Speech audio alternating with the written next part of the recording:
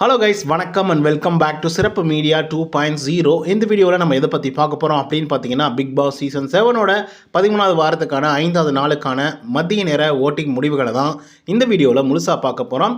So இந்த வீடியோக்கு போகிறதுக்கு முன்னாடி வழக்கம் போல் சப்ஸ்கிரைப் பண்ணாதுங்க, சப்ஸ்கிரைப் பண்ணி வச்சுக்கோங்க.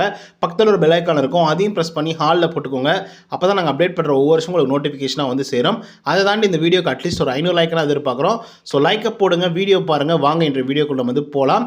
ஸோ இந்த வாரத்தை பொறுத்தவரையிலும் 7 பேர் நாமினேட் ஆயிருக்காங்க. அந்த 7 பேரில் நம்பர் 1 பொசிஷனில் நம்மளோட தினேஷ் அவர்கள் தான் வந்து இருந்துட்டு இருக்காரு. தொடர்ந்து அவர் வாங்கிய ஓட்டுகளோட எண்ணிக்கை அப்படின்னு பார்த்தீங்கன்னா 2,09,851 ஓட்டுகளாகும். பர்சன்டேஜ் வைஸ் அப்படின்னு சொல்லி பார்க்கும்போது 20.98% காலை நேர முடிவின் போது வந்து இருந்தார் நம்மளோட தினேஷ் அவர்கள். இப்போ வந்து பார்த்தீங்க அப்படின்னா 20.87% வந்து இருந்துட்டு இருக்காரு. இப்போ வரைக்குமே வந்து பார்த்தீங்கன்னா ரொம்ப ஸ்ட்ராங்கான கண்டஸ்டண்ட்டாக நம்பர் 1 பொசிஷனை வந்து பிடிச்சிட்டு இருக்காரு. இந்த மனுஷன் கொஞ்சம் கன்னிங்காக வந்து அப்பப்போ வந்து நடந்துப்பார். அதே மாதிரி வந்து பார்த்தீங்க அப்படின்னா பாயிண்ட் வந்து சொல்லுவார். ஸோ அதே மாதிரி தான் வந்து பார்த்தீங்கன்னா இன்றைக்கி விசித்ரா மேம் வந்து இவருக்கு ஏதோ பதிலடி கொடுக்குறேன் அப்படிங்கிற பேரில், புலம்புறேன் அப்படிங்கிற பேரில் வந்து கேவலமான ஒரு விஷயத்தை வந்து தினேஷ்க்கு எதிராக வந்து செஞ்சுருந்தாங்க. அது என்ன அப்படின்னு பார்த்தீங்கன்னா, ஏமா தயவு செய்து இவர்கிட்ட வந்துடாதம்மா, 3 மாதமாக இருக்கிறோம், எங்களாலே முடியல, நீ எப்படிமா வாழ்க்கை முழுக்க ஓட்டுவ, தயவு செய்து இவர்கிட்ட வந்துடாத அப்படிங்கிற மாதிரி கேவலமாக ரச்சிதாவை பற்றி பேசியிருந்தாங்க விசித்ரா மேம் அவர்கள். அவங்க அதை பற்றின உங்களோட கருத்துக்கள் என்ன அப்படிங்கிறத கமெண்ட்டில் தெரிவிக்கும். அதுக்கடுத்த செகண்ட் பொசிஷனில் மணி அவர் வாங்கிய ஓட்டுகளோட எண்ணிக்கை அப்படின்னு பார்த்தீங்கன்னா 1,96,000 ஓட்டுகளாகும். பர்சன்டேஜ் வைஸ் அப்படின்னு சொல்லி பார்க்கும்போது 19.53% காலை நேர முடிவின் போது வந்து இருந்தார். இப்போ வந்து பார்த்தீங்க அப்படின்னா 19.49% வந்து இருந்துட்டு இருக்காரு மணிச்சந்திரா அவர்கள். ஸோ இவர் வந்து பார்த்தீங்க அப்படின்னா ஒரு நல்ல பிளேயர் தான், அதில் எந்த விதமான மாற்று கருத்துமே இல்லை. நல்ல என்டர்டைனிங் வந்து பண்ணுறாரு, நல்ல டான்ஸும் வந்து பண்ணிட்டு இருக்காரு. அதை தாண்டி ஆரம்ப காலகட்டத்தில் ரவினாவோட வாக்குகள் தான் வந்து பார்த்தீங்கன்னா மணிச்சந்திரா அவர்களுக்கு விழுது அப்படின்னு சொல்லிட்டு நம்மளோட சேனலுக்குள்ளேயே நிறைய பேர் வந்து பார்த்தீங்க அப்படின்னா கமெண்ட்டில் வந்து பதிவு பண்ணியிருந்தாங்க. பட் இப்போ வந்து பார்த்தீங்கன்னா ரவினாவெல்லாம் தாண்டி, ரவினாவுக்கு உள்ள வேண்டிய ஓட்டுக்கள்லாம் தாண்டி மணிச்சந்திரா அவர்கள் தனித்தன்மையாக மேலே எழுப்பி நின்றுருக்காப்புல. ஸோ அந்த ஒரு விதத்தில் வந்து பார்த்தீங்கன்னா மணிச்சந்திரா அவர்களுக்கு ஒரு பெரிய அப்ளாஸு. அதுக்கடுத்தா 3வது பொசிஷனில் ப்ரோ ஏண்டா டேய் அப்படின்றவர் தான் 3வது பொசிஷனில் வந்து இருக்கார். அவர் வாங்கிய ஓட்டுகளோட எண்ணிக்கை அப்படின்னு பார்த்தீங்கன்னா 1,75,443 ஓட்டுகளாகும். பர்சன்டேஜ் வைஸ் அப்படின்னு சொல்லி பார்க்கும்போது 17.3% காலை நேர முடிவின் போது வந்து இருந்தார். இப்போ வந்து பார்த்தீங்க அப்படின்னா 17.45% வந்து இருந்துட்டுருக்காரு நம்மளோட விஷ்ணு ப்ரோ அவர்கள். ஸோ இவர் இந்த டிக்கெட் டு ஃபினாலே டாஸ்க் வந்து வெற்றி பெற வாய்ப்புகள் வந்து அதிகமாக இருக்குது அப்படிங்கிறதுல மாற்று கருத்தில். அதே மாதிரி இப்போ வாங்கி இருக்கக்கூடிய ஓட்டிங்ஸ்லாம் வந்து பெருசெல்லாம் கிடையாது. அந்த டிக்கெட் டு ஃபினாலே டாஸ்க் வாங்கி ஃபைனலுக்கு போனால் மட்டும்தான் அவர் ஃபைனல் ஸ்டேஜ் வந்து ஏற முடியும். ஏன்னா அதுக்கு முன்னாடியே வந்து பார்த்திங்கன்னா நிறைய எலிமினேஷன்ஸ் அதெல்லாம் வந்து நடக்கும். மேபி இந்த வாரமே வந்து டபுள் எவிக்ஷன் இருக்கிறதுக்கான வாய்ப்புகள் இருக்குது. ஒருவேளை இந்த வாரத்தில் வந்து விஷ்ணு ப்ரோ வந்து காப்பாற்றப்பட்டாலும் அடுத்த வாரங்களில் வந்து பார்த்திங்க அப்படின்னா எலிமினேட் பண்ண வாய்ப்புகள் வந்து இருக்குது. ஏன்னா இருக்கக்கூடியது 10 பேர். அந்த 10 பேரில் 5 பேரை மட்டும் தான் செலக்ட் பண்ணுவாங்க ஃபைனலுக்கு. அந்த 5 பேரில் அர்ச்சனா, விசித்ரா, தினேஷ் 3 பேர் போக வாய்ப்புகள் இருக்குது. அப்புறம் புள்ளி கேங்லேருந்து மாயா அண்ட் நிக்சன், இவங்க 2 பேரும் மேபி செலக்ட் பண்ணாலும் பண்ணலாம் அப்படிங்கிற மாதிரி தான் தோணிட்டுருக்கு. அதுக்கடுத்தா 4th பொசிஷனில் ரவீனா அவர்கள் வந்து இருக்காங்க. அவங்க வாங்கிய ஓட்டுகளோட எண்ணிக்கை அப்படின்னு பார்த்தீங்கன்னா 1,26,623 ஓட்டுகளாகும். பர்சன்டேஜ் வைஸ் அப்படின்னு சொல்லி பார்க்கும்போது 12.48% காலை நேர முடிவின் போது வந்து இருந்தாங்க. இப்போ வந்து பார்த்தீங்க அப்படின்னா 12.6% வந்து இருந்துட்டு இருக்காங்க நம்மளோட ரவீனா அவர்கள்.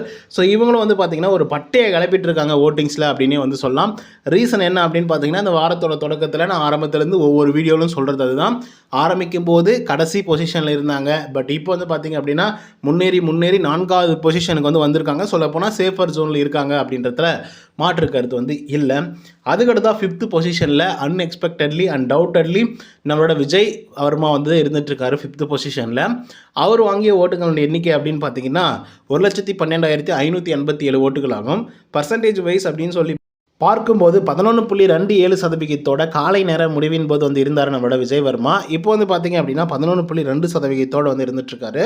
ஸோ இவரை பொறுத்தவரையிலும் இந்த வாரத்தில் ஆரம்பிக்கும் போது 3வது பொசிஷனில் வந்து ஆரம்பித்தார். பட் இப்போ வந்து பார்த்தீங்க அப்படின்னா அப்படியே கீழே வந்து 5வது பொசிஷனுக்கு வந்து வந்திருக்காரு. சொல்லப்போனால் டேஞ்சர் ஜோனில் இருக்காரு அப்படின்னே வந்து சொல்லலாம். ஒருவேளை நிக்சனையோ இல்லை மாயா அவர்களையோ வின் பண்ண வைக்கிறோம் அப்படிங்கிற முடிவிலையோ இல்லை வந்து இந்த வாரம் காப்பாற்றலாம் அப்படிங்கிற முடிவோ வந்து பிக் பாஸ் அவர்கள் எடுத்தார் அப்படின்னு வச்சுக்கோங்களேன்.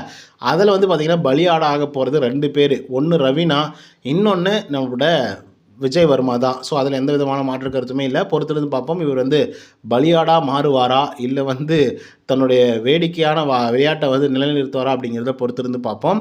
அதுக்கடுத்தா வந்து பார்த்திங்கன்னா 5th பொசிஷன், அதுதான் ரொம்ப முக்கியமான ஒரு பொசிஷனு. ஆக்சுவலாக நிக்சன் அவர்கள் வந்து இருந்துகிட்ருக்காரு. அவர் வாங்கிய ஓட்டுகளோட எண்ணிக்கை அப்படின்னு பார்த்திங்கன்னா 98,678 ஓட்டுகளாகும். பர்சன்டேஜ் வைஸ் அப்படின்னு சொல்லி பார்க்கும்போது கிட்டத்தட்ட 9.83% காலை நேர முடிவின் போது வந்து இருந்தார். இப்போ வந்து பார்த்தீங்க அப்படின்னா 9.81% வந்து இருந்துகிட்ருக்காரு நம்மளோட நிக்சன் அவர்கள்.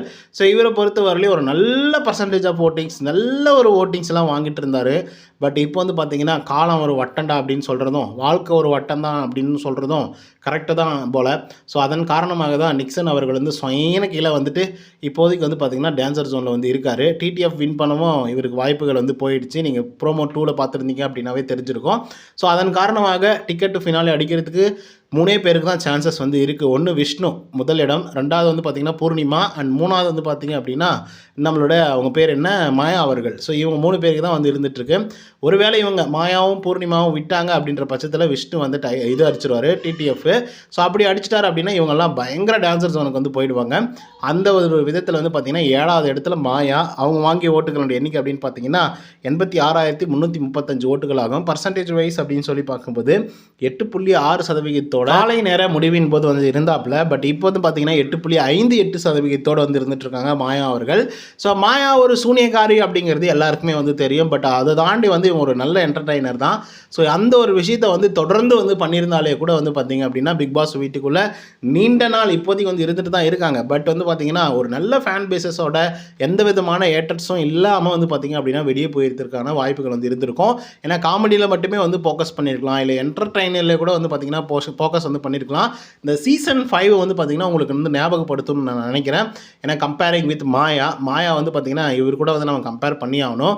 ராஜு அப்படின்னு சொல்லிட்டு ஒரு கண்டஸ்டன்ட் வந்து இருந்தார். அவர் வந்து ஒழுங்காக தன்னுடைய துணியை வந்து துவைக்க மாட்டார், மடித்து கூட வைக்க மாட்டார், பெட்டெல்லாம் வந்து பார்த்திங்க அப்படின்னா கேவலமாக வச்சுப்பார், சமைக்க மாட்டார், டீ கிளாஸ் கூட வந்து கழுவ மாட்டார்னா பார்த்துக்கோங்க. அந்தளவுக்கு சோம்பேறியாக வந்து இருந்தார். டாஸ்க்கெல்லாம் வரும்போது கூட தோத்துட்டு போயிடுவாப்பில். அப்படி இருந்த ஒரு ஆள் தனக்கான சான்சஸ் எல்லாம் எங்கெல்லாம் வந்து கிடைக்குமோ அந்தந்த இடத்துல எல்லாம் வந்து பார்த்திங்கன்னா தன்னோட சான்சஸை யூஸ் பண்ணி அவ்வளோ தூரம் வந்து என்டர்டைனிங் வந்து பண்ணார்.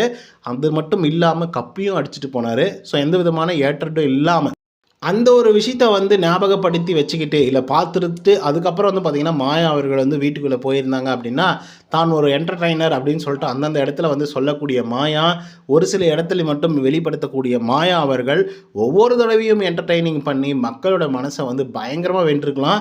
ஏன்னா ஒரு ஹீரோவுக்கு இல்லாத கிரேஸ் கூட வந்து பார்த்திங்கன்னா வில்லனுக்கு இல்லாத கிரேஸ் கூட பார்த்திங்க அப்படின்னா கண்டிப்பாக காமெடியன் அப்படிங்கிற ஒரு ஆளுக்கு வந்து இருக்கும், என்டர்டைனர் அப்படிங்கிற ஒரு ஆளுக்கு வந்து இருக்கும்.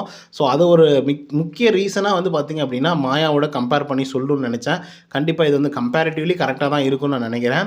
அண்ட் இன்னொரு விஷயம் என்ன அப்படின்னு பார்த்தீங்கன்னா சோசியல் மீடியாக்களில் இப்போ விஷ்ணு ப்ரோவுக்கு வந்து பார்த்திங்கன்னா ஃபயர் விட்டுட்டு இருக்காங்க.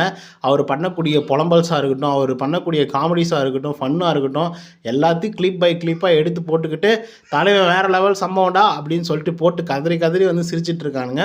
ஸோ அந்தளவுக்கு வந்து பார்த்திங்க அப்படின்னா ஓரளவுக்கு காமெடி கண்டென்ட்டும் விஷ்ணு கிட்ட இருந்து வந்து கிடைக்குது. தயவுசெய்து நீ ஹீரோவாக ட்ரை பண்ணாதப்பா, காமெடியெல்லாம் போயிடுப்பா அப்படின்னு நிறைய ட்வீட் வந்து போட்டிருக்கிறத கூட நான் வந்து பார்த்துருக்கேன். ஸோ அந்த லெவலுக்கு தான் வந்து பார்த்திங்கன்னா விஷ்ணுவோட க்ரோத் அப்படிங்கிறது வந்து சர்றன்னு மேலே வந்து போயிட்டுருக்கு. ஸோ இது எதுக்காக வந்து சொல்கிறேன் அப்படின்னு பார்த்தீங்கன்னா விஷ்ணுவை பற்றி ஏன் இவ்வளோ தூரம் ப்ரொமோட் பண்ணுறேன் அப்படின்னா மாயா இஸ் எ ட்ரூ என்டர்டைனர். அதில் எந்த விதமான மாற்று கருத்துமே இல்லை. ஏன்னா இந்த கண்ணோடு காண்பது எல்லாம் அப்படிங்கிற ஒரு பாட்டுக்கு வந்து இவங்க ஒரு ஆட்டம் ஆடினாங்க பாருங்கள், என்னெல்லாம் வந்து சிரித்து வயிறு வலிக்க ஆரம்பிச்சிடுச்சு. அந்த லெவலுக்கு வந்து பார்த்திங்கன்னா அந்த பர்ஃபார்மன்ஸ் வந்து இருந்தது. அவ்வளோ தூரம் வந்து பண்ணியிருந்தாங்க என்டர்டைனிங்காக.